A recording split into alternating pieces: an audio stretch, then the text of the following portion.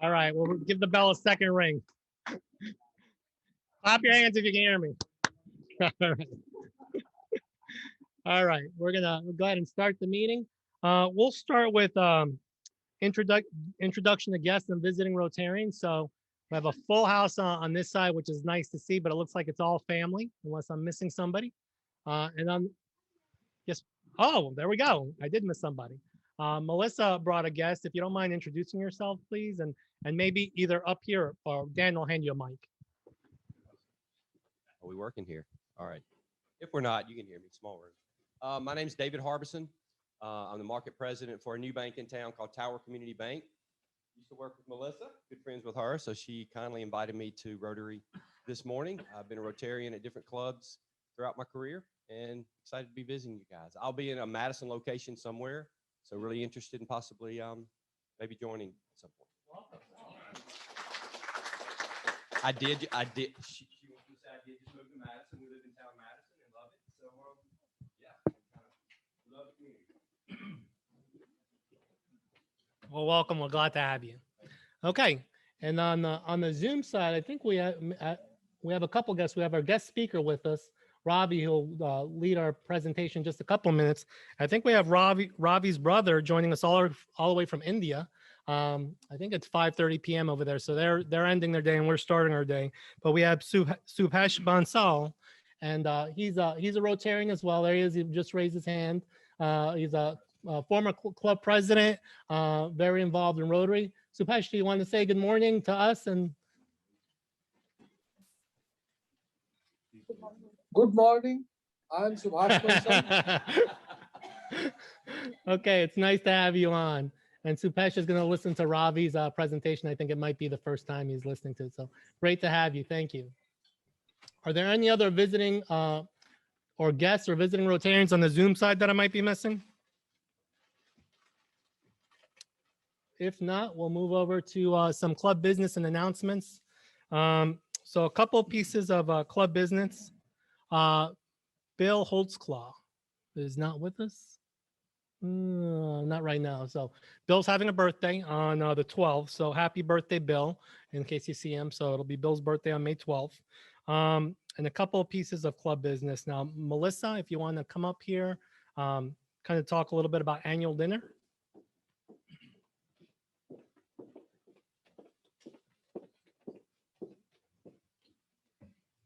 Good morning. Good to see everyone. So glad to be back in person. Just wanted to let everyone know that we're going to be having our annual dinner on Friday, June the 25th. It will be at the Redstone Tavern again, where we had our anniversary dinner. So very, very excited. So just be on the lookout. There will be a sign-up sheet for you to sign up. Guests will be paid for. Our members will be paid for, and you'll have the opportunity to pay online for your guest, and more information about as we finalize the budget and everything, we'll send that out to everyone. So just make sure you have that on your calendar. It's going to be a fun night.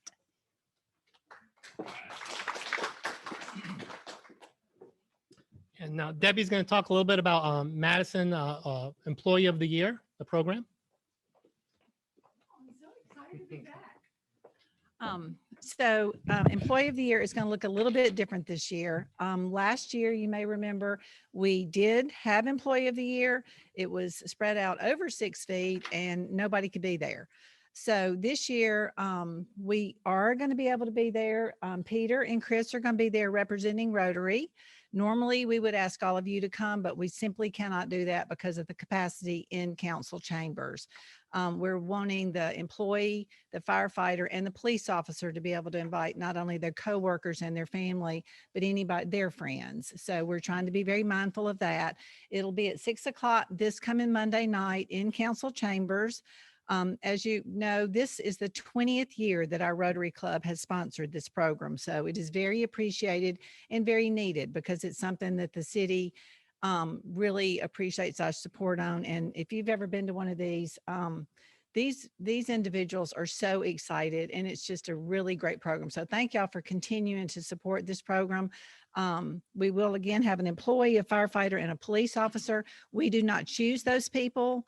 The mayor, the fire chief, and the police chief choose those people. We do have 2 criteria that we ask them to use, and then the rest of it is based on what their criteria that they choose to use.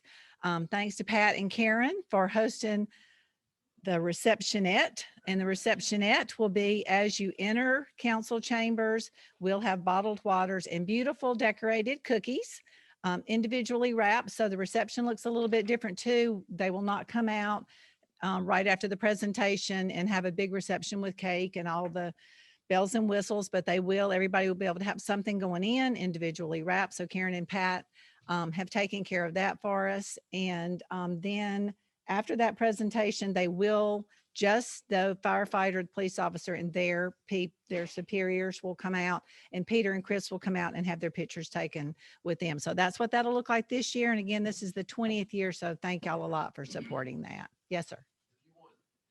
Yes. And I'll email you. Can I just email you, Bob, the names? And it's $250 is what we give them. Okay. Thank you.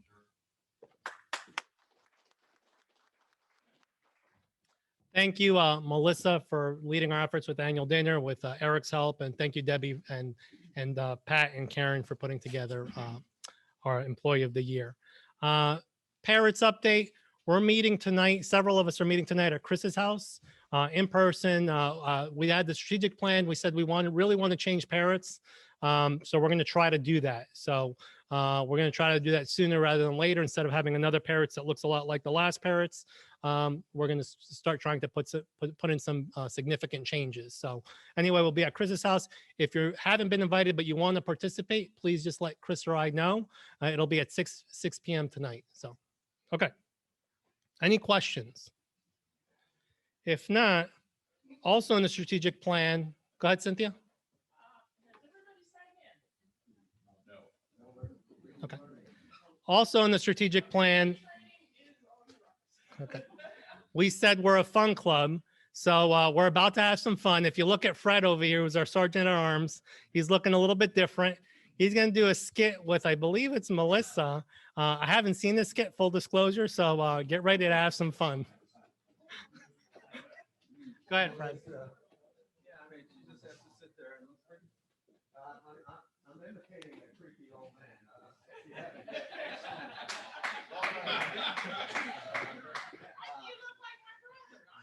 Oh, my title is secretary?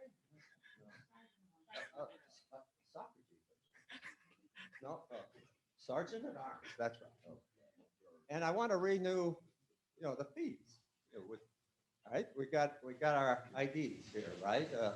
Everybody needs to know somebody sometime. I'm bringing back the Tennessee Valley. We don't sing in this club, do we? And I should. So we got to have our IDs so everybody knows everybody.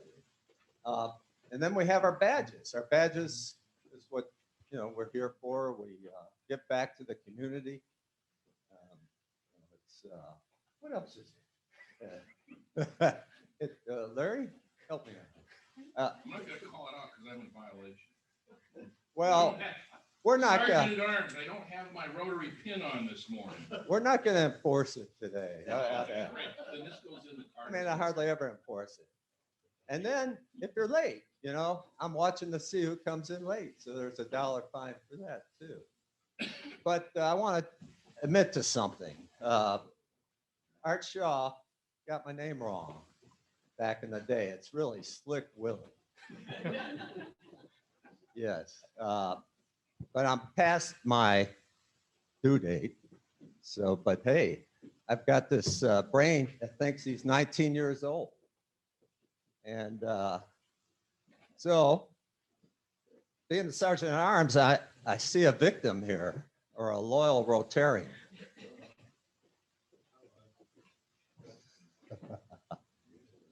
I see you don't have your ID on, but I recognize you. I have a problem. You and I are going places, my dear. Wow, that hurt. All right, I see you don't have your PIN. Permit me to help you with that, my dear. Oh, well, I did. I see that you were late. Well, I can remedy that. We can have a short, sleazy affair. That's it, folks. Dan Proctor, this is an easy job.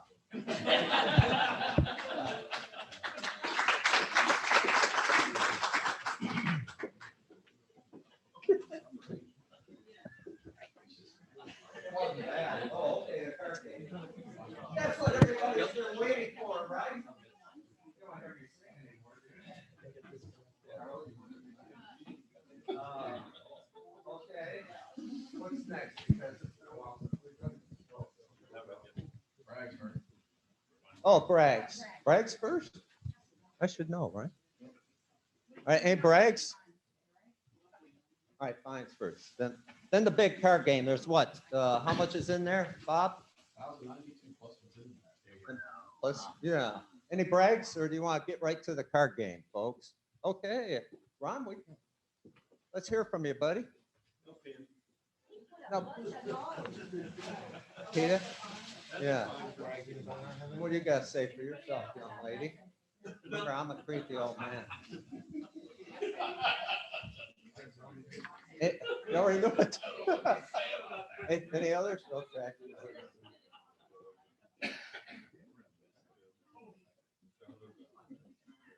Okay. No, Eric asked, why do I have a full deck of cards? Well, You don't have a full deck of cards. I represent that remark. Okay, Perry, am I following the right procedure here today? Okay, all right. Sir, would you reach in there and grab a dollar and read off the last 4 digits? Oh, wait a second. We got another one. Anybody else have any more dollars to add? Somebody mixed it up already. Who was it? There you go. Very good. He's an honorable man. All right, here we go. You can stir it up. Yeah, ready for the draw. This is big. I've got 5 cards. Read the last 5.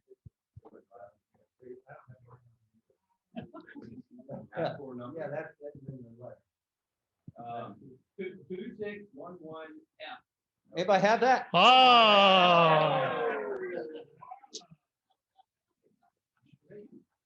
Carla. Oh, you're gonna take us all out to breakfast?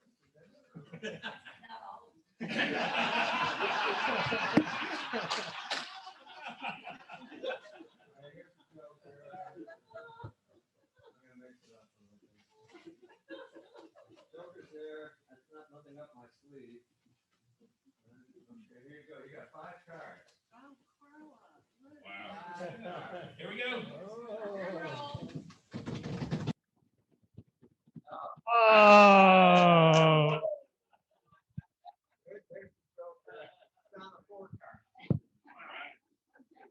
Sorry.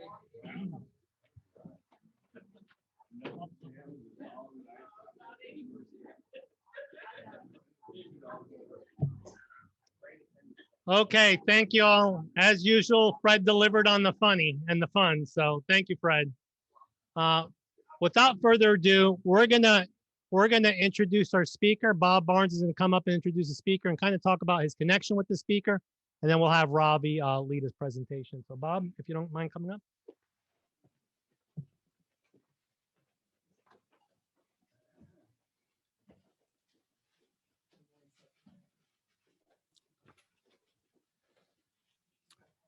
Welcome, Ravi, and welcome, Subhash. We are so happy to have you both with us here today. I first met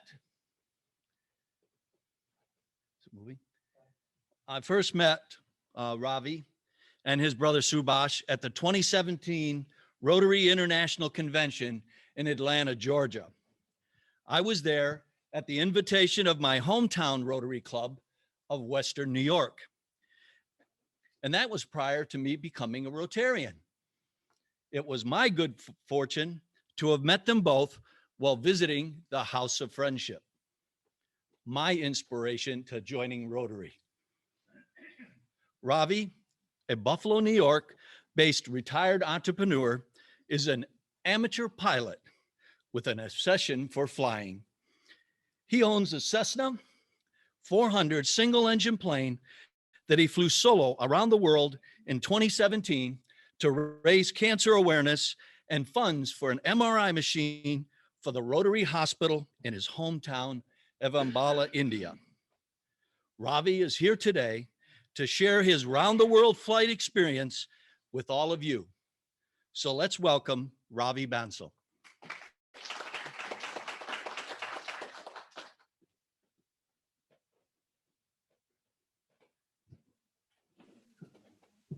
Okay, can everyone hear me okay? Yes, sir. Okay, great. First of all, I'd like to thank you for inviting me to speak with you today.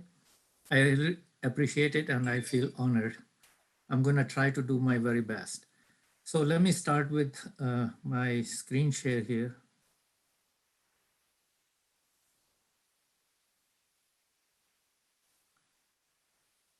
Okay. So can everyone see the screen here and hear me?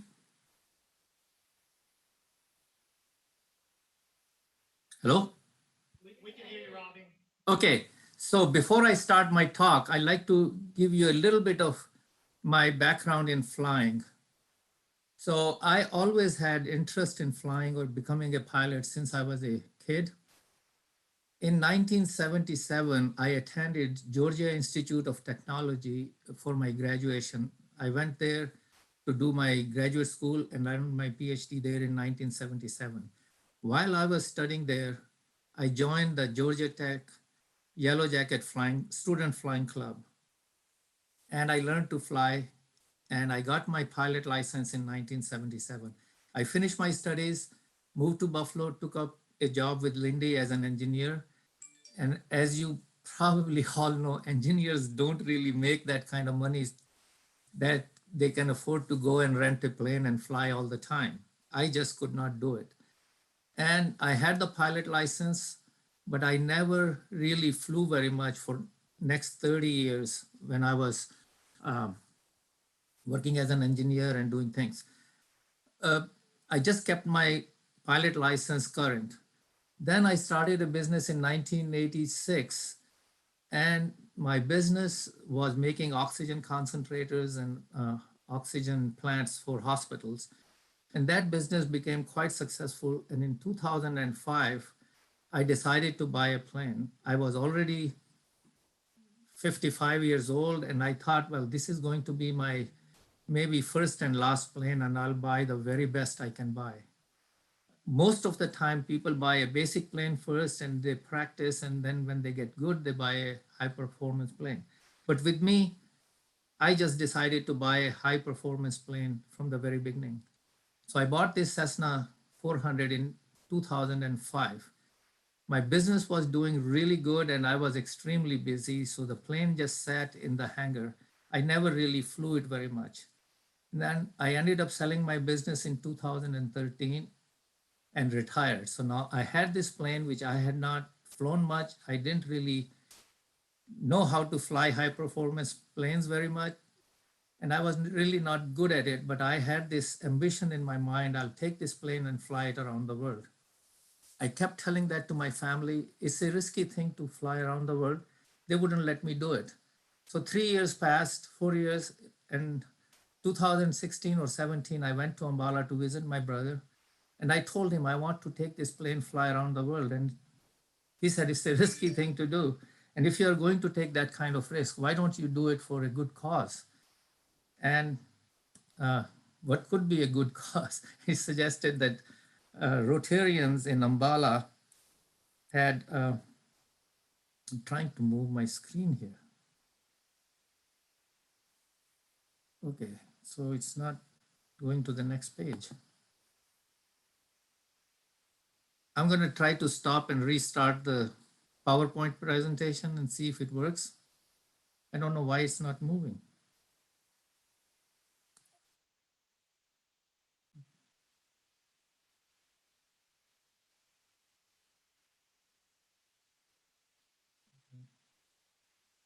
Okay.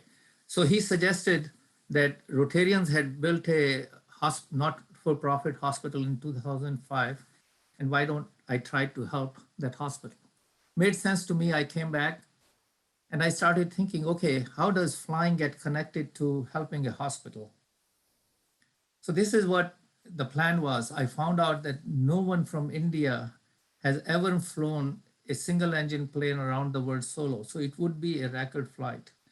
So I thought, well, I'll get a lot of coverage, local coverage in Buffalo, as well as coverage in India. And whenever somebody would ask me, why am I doing it? I'll talk about cancer awareness. I'll promote the hospital and also try to raise funds. So this is the way I thought I would do it. And before I could start on the trip, I had to check many different boxes. There are three things which are involved in flying. First thing is the pilot, then you have an aircraft, and there are resources involved. And I needed to check those boxes. And the first thing with pilot is the skill. I wasn't a very skilled pilot, but I had the basic skills of being able to fly IFR. And people who do not know flying, there are two types of flying. One is by visual references, which is called VFR, and the other one is through instrument references, where you can fly in all kind of weather. So even though VFR can be flown around the world, but it's just not safe thing to do. You're flying long distances and you can get into bad weather where VFR would not work. And the greatest example I can give you is about the John Kennedy Jr. He was just flying from New Jersey to Martha's Vineyard and the weather changed and he couldn't handle it. So you need to have minimum IFR skill, which I had that. So I checked that box. Second thing is the physique of the pilot. You are flying for long hours. You're flying every day. You're changing the time zones. You're changing the food. You should be in reasonable physique to be able to do that. I was 68 years old. I have high blood pressure. I'm diabetic. I have glaucoma. I have enlarged prostate. I had all sorts of issues which 68-year people can have. But all of those were under control with medication. So I was able to check that. Then it comes down to courage of doing something like this. In general, pilots, they're somewhat crazy. They have the courage. But when I talk about courage, it's the family. The family has to be willing to let you take that type of risk.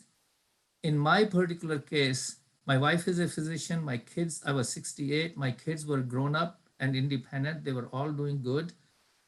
So if I disappeared from the scene, it could cause emotional trauma, but it wasn't going to change their lifestyle in any way at all. I kept telling that to my family. Finally, with lots of reluctance, they said, okay, if you want to do it, go ahead and do it. And then they supported me with full of heart. Second thing, the aircraft. People have done flight around the world in home-built planes, but the less capable the plane is, the more difficult it is to do. If you happen to have a 777, they do it every day. They fly to New York and back to India every single day. But on a small single engine plane, you got to have certain capabilities. First of all, it must be a very reliable plane. If it breaks down during the trip, you can be stuck there for months. And if it breaks down during flight, you can be dead. I had this plane, which was a high performance plane, was very capable of going up to 25,000 feet. It had a range of 1,200 nautical miles. And it had all the avionics which are needed for a IFR flight. So I could check that box. Next thing is resources. These things are not cheap to do. You need to buy the fuel. You need to pay the airspace permits. You need to pay the handlers. You need to pay the hotel. When you include all those things, it can cost as much as $100,000. And most of the places you have to pay cash. It may, depending on how long it takes you to do it, it may not cost you $100,000, but it would be in that range. And I had a successful business. I could afford that. The next thing was time. time is something which is extremely important. You really, these kind of flights depends on a lot of different things, not only on the weather, it depends on whether you can get the permits to go past international airspace. There are lots of requirements, logistics issues and all that. And if you happen to get any problem with the plane, to get these things fixed in a foreign country or developing country can take months and months. So time is a very, very big issue. In my particular case, I was retired, so time was not an issue. So I could check all these boxes. So the next thing which you have to then start doing is you have to first thing do is plan the route. That depends on your range of the airplane. Like my plane could go 1,200 miles. So I needed to find airports which were less than 1,200 miles apart. Every airport which you land has to be an international port of entry, because all these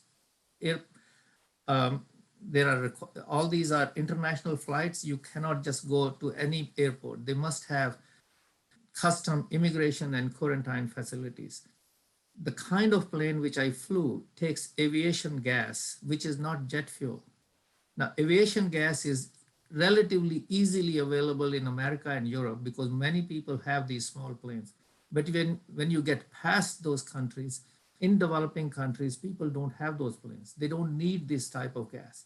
So there is very, very few airports which have flying clubs or something. They have this aviation gas available. So I needed to pick only those airports, or I needed to ship the fuel before I got there.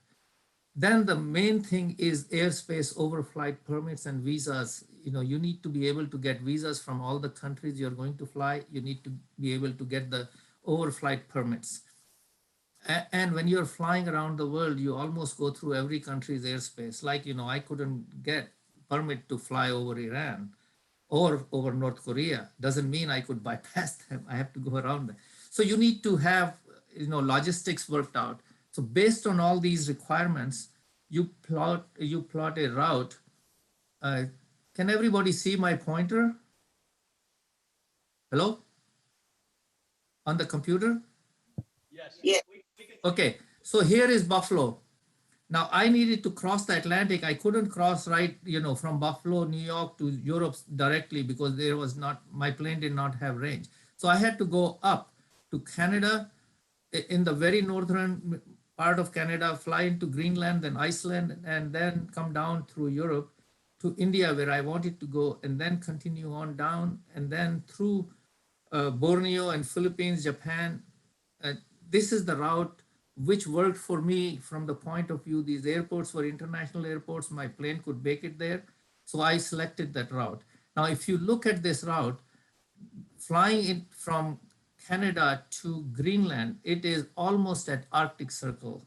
It is a very cold environment. The sea there is extremely cold. There are lots of icebergs and all that. And also the weather in this changes extremely fast. And the other problem in Greenland is that if you get to Greenland and you find that the weather is not good enough for you to land, you have no other place to go. The airports are very far apart. Nobody lives there. So this is considered to be the most adventurous part of the flight, flying over North Atlantic for many different reasons. Also the ionosphere, you're near the poles and all that. If there are any solar activity, your radio signals are not very reliable. So I'll show you a little bit about my flight over North Atlantic. Flying into Europe is just like flying here. So it's relatively routine. And then when you come down, you're flying over ocean all the time. And this is called Ring of Fire because most of these are islands. They're all because of the volcanic activity. So this is called flying the Ring of Fire. And I'll show you some of the things when I flew from Russia to Alaska through Aleutian Islands. It's an extremely volcanic region. There are 700-800 islands.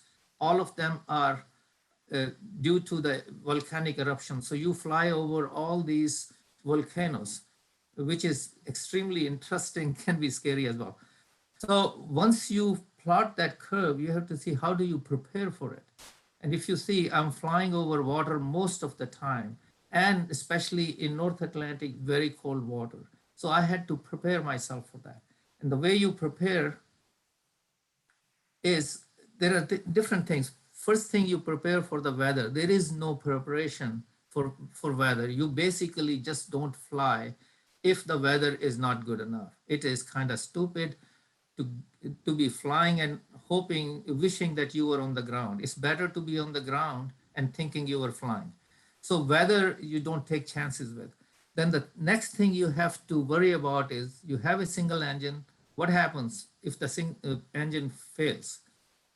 And that is not something which doesn't happen. It happens many times, but people who are flying over land, you hear about them landing on the roads, landing in the, barns and things like that. There is a possibility for survival. However, if you are on the water, there is no potential of landing. You have to be able to ditch the plane in water. Hopefully you survive. And then you have to survive in the water, especially in North Atlantic where the weather is minus 40 degrees, you have icebergs everywhere, and you are a little speck of sand in millions of square miles of ocean. Nobody is gonna find you.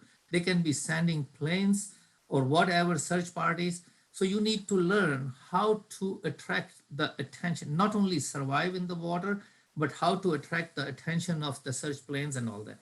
The way you survive is you have to get a survival suit which can keep you alive in 40 degrees weather and in minus 40 degrees temperature, and can keep you floating. And you need to learn how to get out of the plane, how to deploy your life raft and get into it. And then you may live in that life raft for days or weeks or months, who knows. These survival suits are highly insulated. They weigh 20, 25 pounds. And the plane is extremely small cockpit. You cannot just put them on while you are crashing down. So you put them on before you start flying. And when you put them on, you are sweating. It is extremely hot. And so these are the things you practice. Then you have to prepare what happens if your avionics fails. You carry portable backup avionics. Then search and rescue, I already mentioned, you need to learn how to be found. So once you do all this, and these are requirements for you to be able to get insurance. Otherwise, nobody would give you insurance. And no country would give you permit to fly through airspace, their airspace. Having done that, so I'm going to show you a little bit about my flight over the Atlantic. So can everybody see this? This is my plane, and I put that suit on and I'm in the plane. And I take off from Iqaluit, and I'm going over ice, and it's only ice, and it is absolutely majestic and beautiful sight to see all these glaciers going into the ocean and calving and making icebergs. And I was ecstatic, but 10 minutes later, the first emergency, my GPS signal failed. I at that time did not know that GPS signal is not very reliable at those latitudes and all that, and it is. And as soon as my GPS signal failed, I was in panic. I did not know where I was going. And I said, oh my God, I just started going, and I'm looking down in the water to see if I could ditch my plane somewhere. And if you see all these white dots, these are all icebergs. There are like millions of icebergs. There was no way for me to even think. I was just thinking about it. It probably took me 1 minute and my signal came back. And that 1 minute was the longest 1 minute of my life. And now I was very happy that, okay, everything is good. And I kept going. 10, 20 minutes, 30 minutes later, happened to me again. This time I was not panicked. I thought it will come back, and it did. Half an hour later, it happened again. And now I started to get nervous. I thought, I just don't know whether this signal is properly working or if it's going to get me to Greenland. And I kept going, and I kept hoping I see land soon. And I'm going to show you a little video of me reaching the Greenland coast.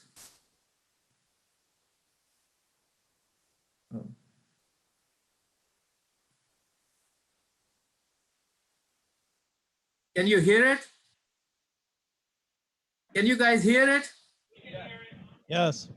Okay, so I am reaching the Greenland coast, and my GPS is telling me I'm getting to the Nuuk Airport, which is the largest airport in Greenland, and it is only 2 miles away, the largest city in Greenland. And I'm looking all the way around. I cannot see it. And I'm thinking, my God, if my GPS is working or not working, but I had no choice. I kept going. And it's telling me right now I'm approaching the biggest airport of Greenland. And I'm looking for it, the biggest city. There is nothing. Telling me I'm only 1 mile away. You see this thing coming? This is the biggest international airport in Greenland. And this is the biggest city of Greenland. I could not even see it.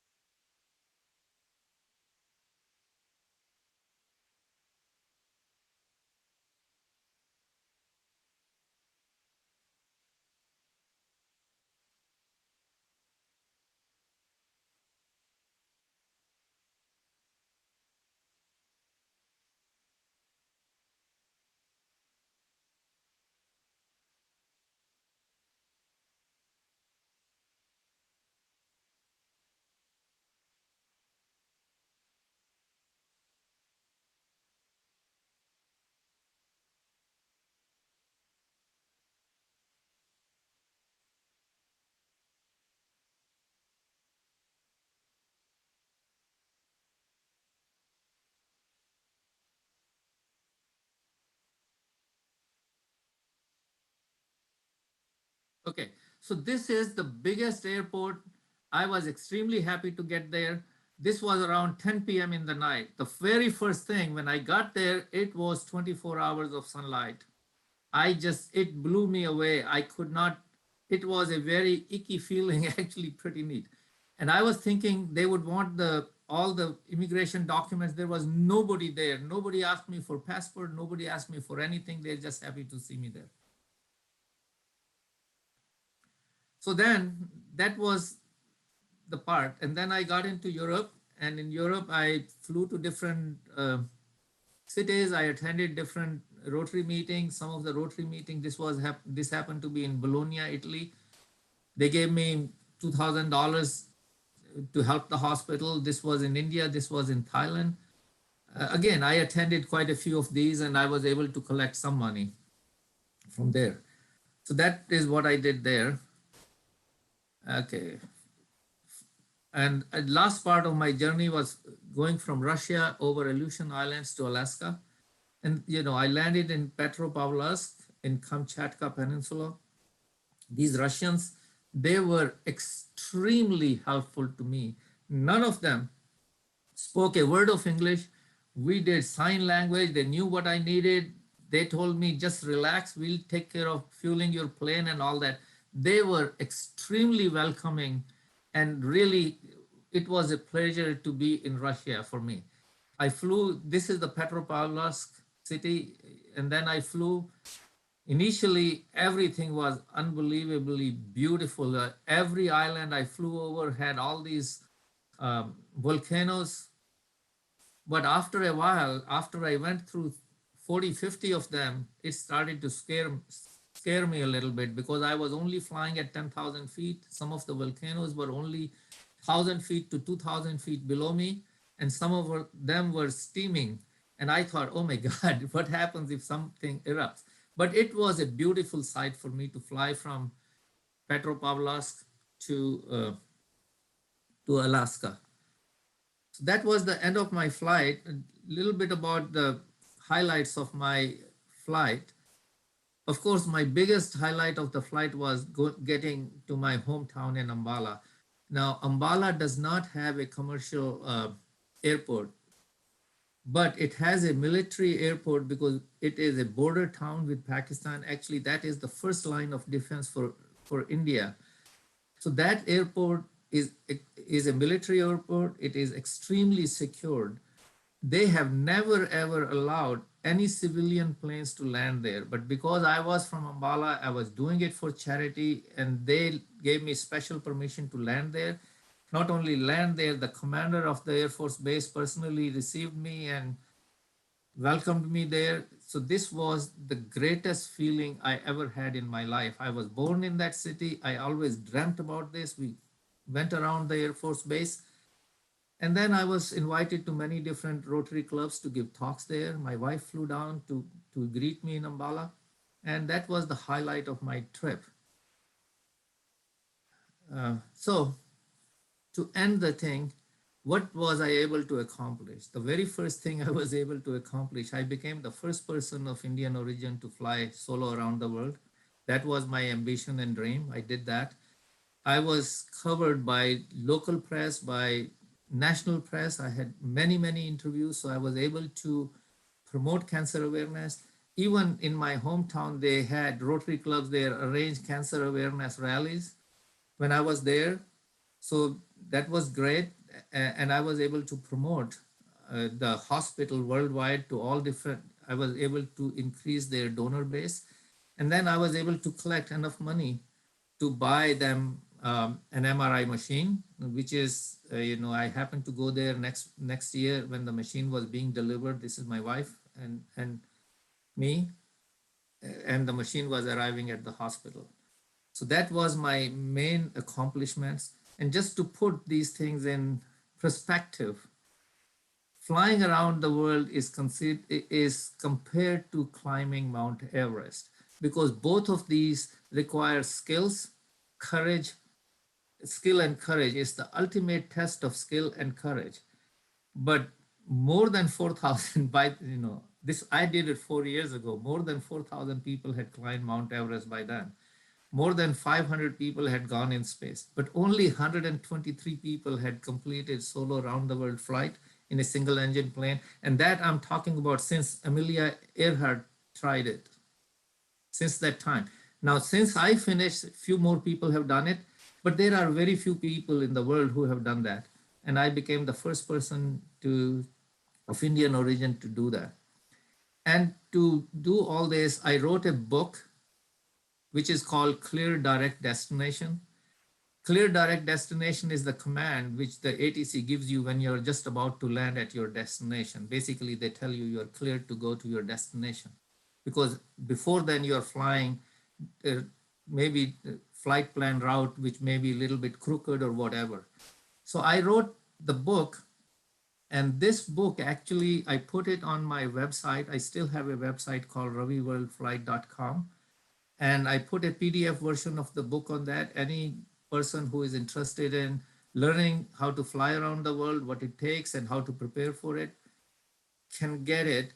I have a PDF version of that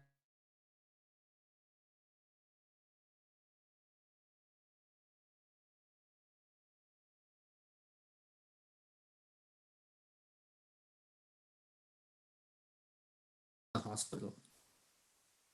So with that, I finish my talk and I'm open for questions.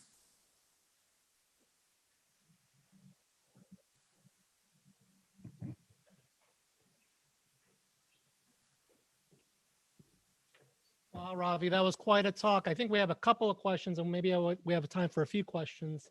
If Cynthia has a question, if you don't mind. Sure. How did you tolerate all that noise? Did you have, because that was pretty rough for extended periods of time. Okay, there's noise. Actually, when you are in the cockpit, you wear headsets, noise cancellation headsets. So you don't really hear the noise. You're talking to ATC all the time.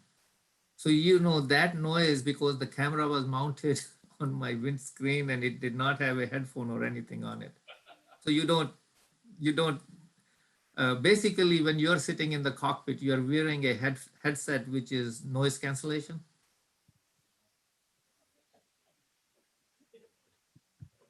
I have another question from Chris McBride. Does air traffic control around the world speak English?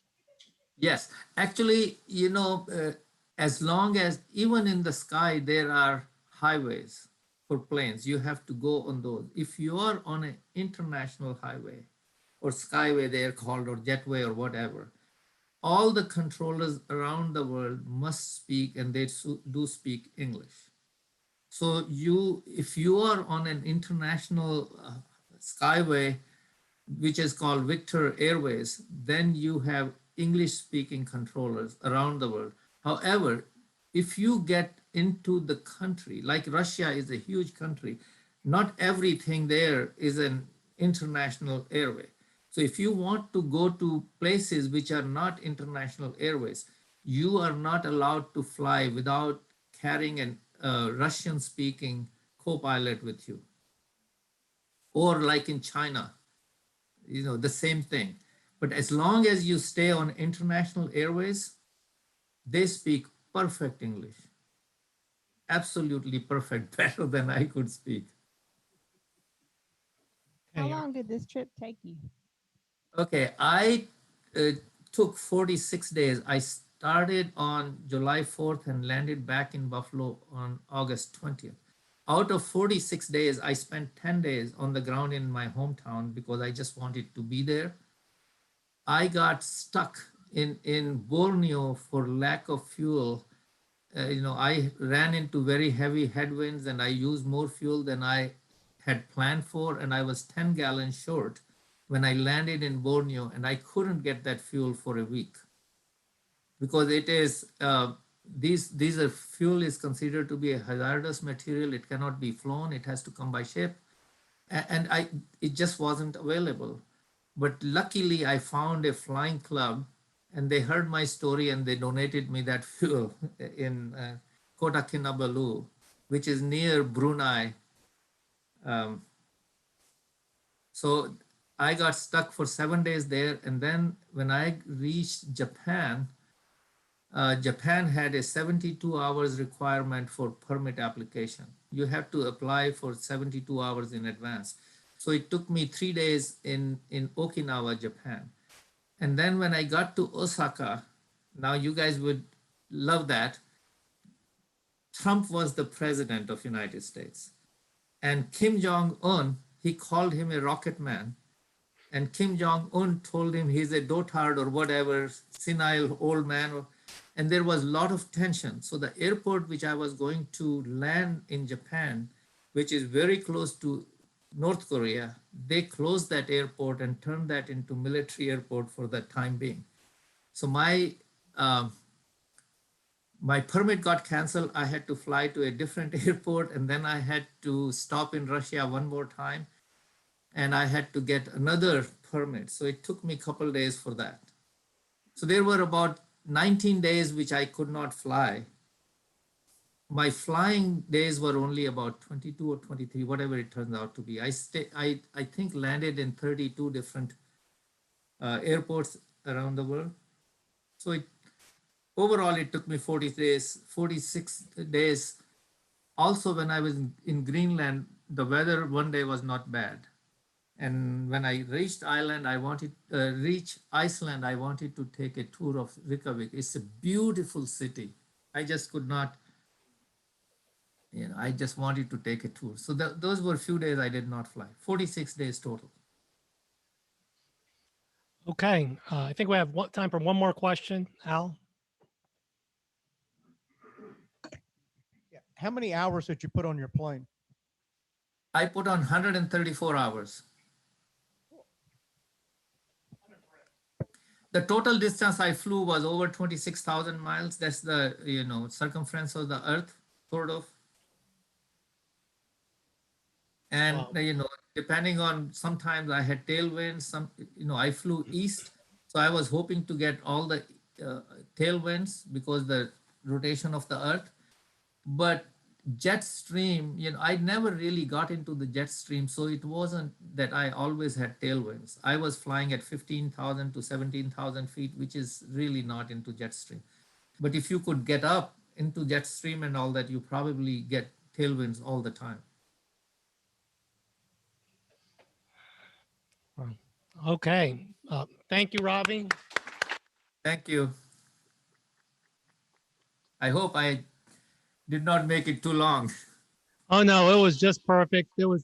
I think that it could be a movie at some point. When you landed in Greenland, I almost started clapping for you because that was scary to me just thinking about that. And right now we're talking about changing our fundraiser And I think $200,000 to do good in the community is a pretty good fundraiser. We just need somebody to fly around the world. And Ron's got it, I think. Okay. All right. With that, and for the sake of time, thank you, Ravi. Thank you, Subhesh, for joining us this morning all the way from India. We appreciate you. Thank you for all you do for Rotary. We're going to go ahead and stand for the four-way test on this side, if you don't mind. So, of the things we think, say, or do, first, is it the truth? Second, is it fair to all concerned? Third, will it build goodwill and better friendships? Fourth, will it be beneficial to all concerned? Thank you all. Have a great Thursday. Thank you again, Ravi. Thank you again, Subhesh. Thank you. Thank you very much. I appreciate that.